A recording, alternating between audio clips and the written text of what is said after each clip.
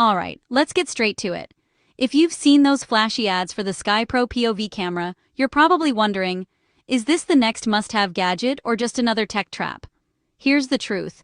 The SkyPro, also sold as POV Pro or POV Capture Pro, is getting a lot of attention, but not for the reasons you'd hope. Real buyers and tech reviewers on Reddit and Trustpilot are calling it out as a rebrand of a really cheap camera you can find on sites like AliExpress or Temu. We're talking about the same hardware, just with a new logo slapped on. Those high-end claims in their ads? Most users say they're way overblown. Sure, the marketing looks slick, sometimes with AI-generated images and all, but the actual product? Not so much. Let's talk about performance. The app you need to use? People call it horrendous. It barely connects, and downloading footage is a headache. The video quality? Despite the 4K label, you'll hear constant white noise, and the colors are all over the place. And if you're hoping for smooth footage, forget it.